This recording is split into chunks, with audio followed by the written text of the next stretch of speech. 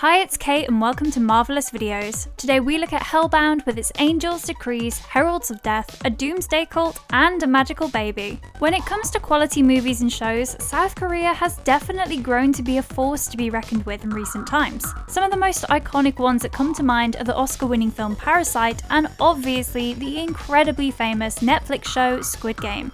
Today we are back with another soulful creation from Seoul, and this show is filled with angels and demons and cults, and will definitely make you binge it all in one sitting. The show is only 6 episodes long, making it weekend binge-worthy. We definitely wouldn't recommend this series for the faint-hearted though, because of all the brutality, blood, gore, and violence that is enmeshed in 6 hours of content. This series is written and directed by Yeon Sang-ho, who is also known as the director of the iconic movie The Train to Busan, and features notable performances by Yang Ik-joon, Yoo Ah-in, Jung-min and Kim Hyun-joo. The series is co-written by Choi Kyu-sok. Let's take a deep dive into this one-of-a-kind story that weaves the supernatural in with fundamental issues of faith, conflict, belief, and sense of self seamlessly. Taking into consideration that South Korea has a long history of religious cults with doomsday predictions and premonitions, the storyline here definitely is fascinating and grips you all the way until the end. Before we go into our explanation, we have a very small request. If you like our content, please support us by subscribing to our channel. This is a small click for you, but for us, it means a lot. Thank you, and let's begin.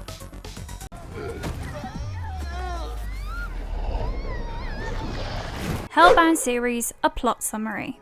The entire series revolves around the sudden appearance of angels, who begin passing judgments to people and giving them decrees of when they would die and be sent to hell, and how one cult called the New Truth interprets that and capitalizes off of it, causing fear and paranoia and obedience, until one baby is born that shakes up their entire foundation. The first episode introduces us to these otherworldly heralds of death, and the way they deliver judgment is nothing short of brutal. 3 heralds of death arrive on the scene at the precise time given by the angel in the decree, and beat their victim to a pulp before burning them with a bright shining light, leaving only the burnt skeletal remains behind. This is something that seems rather unbelievable, but people have no choice but to believe it, because it happens right in the middle of Seoul and in front of hundreds of commuters. Because we live in the age of the smartphone, the video of course also goes viral, and in comes a religious sect, also referred to as the cult in this series, the New Truth.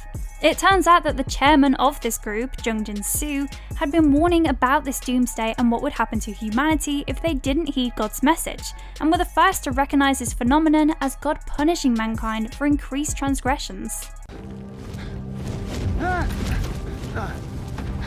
Fear begins to develop among the people because they had seen it and didn't know what to do. And as often happens with fear, people turn radical and we learn of a fringe faction of the New Truth, the Arrowheads, who are a violent group that believe in beating people up to make them pay for their sins. Amongst all of these supernatural happenings and religious people, we have the police force, and an officer named Jin Kyung-hoon, who is dedicated to finding out the truth. They investigate the first incident as a murder case, but it slowly becomes more and more apparent that something bigger is at play, and things come to a head when a single mother, Park Jung-ja, gets the decree and agrees to have a live demonstration in exchange for money for her children, paid for by the New Truth.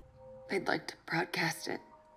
You know, the demonstration. Kyung-hoon teams up with a lawyer named Min Hae-jin, who usually represents the victims of those murdered or beaten up by the New Truth and the Arrowheads, to protect Park and her children. The demonstration takes place and, like clockwork, the 3 gorilla-like monsters show up and beat the frail woman to a pulp before incinerating her. During this process, Kyung-hoon tries to save the woman by shooting one of the monsters, but it's to no avail. A large crowd also consisting of VIPs had gathered, and the demonstration was being broadcasted live, and having seen this, people bowed down and accepted that this was indeed divine intervention. Min Hae-jin and her colleague did not bend down, simply in pure shock, and they, along with Kyung-hoon, became public enemy number 1, because he had dared to shoot God's messengers. The series often focuses on the public's reaction to something as bizarre as this, and the understanding of this new phenomenon was shaped by Jung-min and the New Truth. They proclaimed that if everyone were to live righteously, they would be safe from being condemned to hell,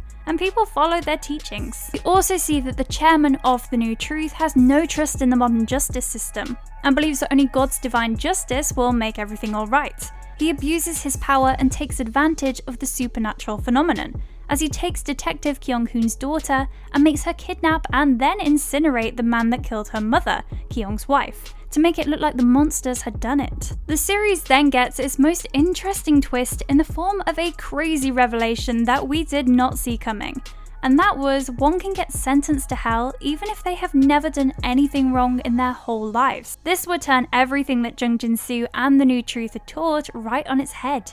We watch as Jung Jin-soo himself dies at the hands of these monsters, right after he reveals to Kyung-hoon that he had received the decree 20 years ago, when he was just a teenager. He had since tried to understand why it was given to him since he was always so righteous. However, living with that hanging over his head for 20 years had clearly driven him past sanity, as he rambled on about how it helped him be more righteous and a better person, and that is the world he envisioned. Lawyer Min Hae-jin stumbles upon evidence that leads her to a pastor called Jeon Chil, who had evidence of Jung Jin-soo admitting that he had received a decree 20 years ago, which would help her convince people that this was not just God's will to punish sinners. However, it turns out to be a trap, as she is beaten and left for dead, as Jung Chil becomes the new chairman of the cult after the death of Jung Jin-soo.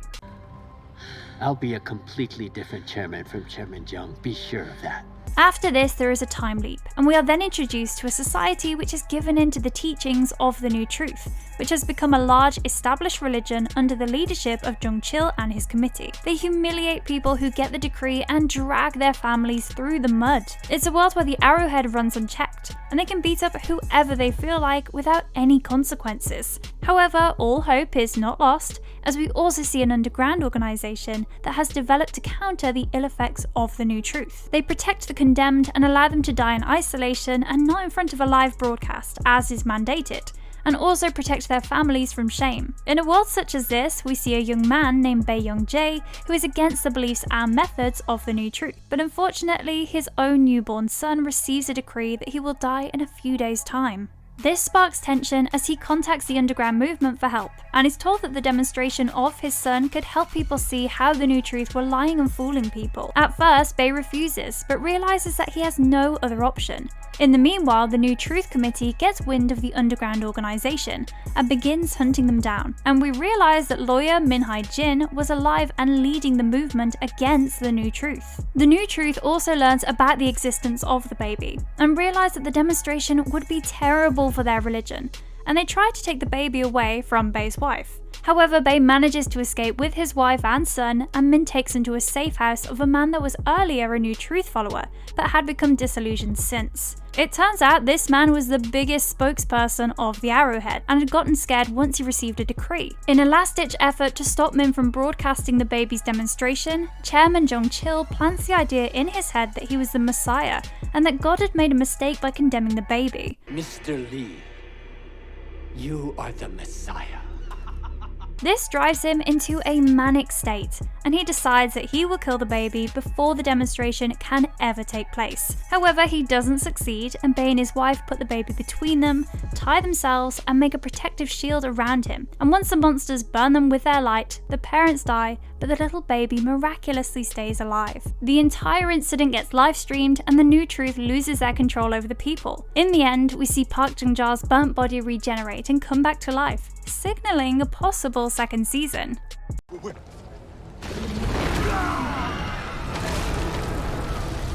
What are the angels and monsters? One of the central questions that remain in this series is who are the angels and what are the monsters that beat people up and burn them to a crisp? The angels in this series aren't exactly how we've been told that angels look like. There are no flowy white dresses or halos or wings. In fact, these angels are rather horrifying, as they appear as a gigantic disembodied face with hollow eyes that pronounce the time and date of your death before promptly vanishing. There seems to be no reason behind their appearance, as is revealed at the end of the series, and they somewhat arbitrarily dish out condemnations to whoever they feel like and wherever they feel like. What happens of them, if they are CGI or holograms, or if they are actually sent by God, will only be clear in a second season. When it comes to the monsters, we first see them chase a man down the streets of Seoul and murder him brutally before burning him to a crisp. They always show up in threes and look like gigantic black humanoid gorillas that would remind the average viewer of the Yeti or Bigfoot, and they also bear an eerie resemblance to King Kong. They are are insanely powerful, and one push can send humans flying. They can also emit some sort of light which burns the human body, leaving behind only skeletal remains. There is definitely a supernatural element to them, and people largely accept that these monsters are the heralds of death. They also disappear into thin air after carrying out their demonstrations, as if going through some sort of portal. We don't know where they come from or who sent them. All we know is that their purpose is to carry out the decree as set by the angels. Season 2 has many questions to answer, and could also possibly give us an explanation as to what these monsters actually are.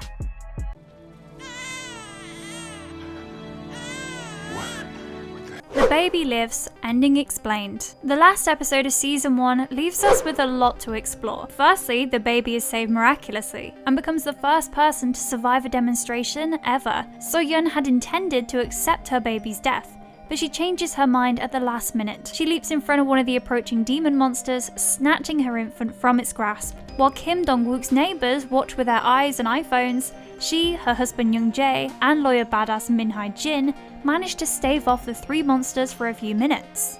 Young Jae and his wife, as well as Min Hae-jin, form a team to combat the creatures. They succeed for a time, but it becomes clear that they can't prevail. So the parents band together in a last-ditch effort to save their child from the creature's hellfire. It works, as the baby is discovered to be safe and well between her deceased parents. Everything was being videotaped and televised live, which implies the public's perception of the situation had shifted. Now that someone has survived the demonstration, it begs the question of who makes the decisions and why. After witnessing Tuffy's survival, the public appears to be ready to accept the fact that the New Truth Society is a group of power-hungry bullies, as they almost immediately turn against the deacons of the New Truth. After all, if the concept of original sin doesn't exist, how could a newborn be capable of sin? And how did the monsters kill 2 people who were not sentenced to death while leaving a 3rd alive? This shift in belief is almost immediate, as 2 of the New Truth Committee who are pursuing the baby, along with members of the Arrowhead, were stopped by the people of the building, as Min took the baby away safely after the demonstration. An old man even spoke up against the committee members, and when he was beaten unconscious, for the first time in a long time, he was arrested for battery and taken away by the police, showing that the faith that the people had put in the New Truth when it came to dealing with something strange and unknown was eroded. However, this was not the only twist that episode 6 had to offer us. We also see that Park Jung-joo's skeletal remains regenerate, and she comes fully back to life. Park Jung-ja's death at the hands of the enigmatic supernatural monsters was the first demonstration broadcast for the New Truth, making it a unique location. It's where we return for the last scene of Hellbound, in which Jung-ja's burnt body is reformed into life. Park Jung-ja wakes up naked and alone, possibly for the first time in 4 years, inhaling oxygen into her lungs. Was she in hell or some other place, and why has she returned? The other more intriguing aspect is if the other demonstrators are also still alive. This could indicate that a large number of people have returned from the dead with answers to life's most pressing questions. It's possible that Chairman Jung Jin-soo and Dong-wook will return. This raises many questions that need to be answered in season 2. Is it true that everyone or anyone went to hell? Or that some people maybe went to heaven? Were the baby's parents' sacrifice the catalyst for this change? If that is the case, it could mean that not only can you survive your demonstration, but the planet as a whole could be saved by acts of grace. Finally, as Min Hae-jin escapes with the baby, the cab driver helping her says this: "I don't know much about God, and I don't even care, but there's one thing I do know, and that's that this world belongs to humans, and we should settle our matters ourselves." The show leaves us with this message about religious fanaticism and cults, which has been an issue in South Korea in the past, and continues to be, and urges people to be good for the sake of being good, and not because some higher entity will condemn you to damnation.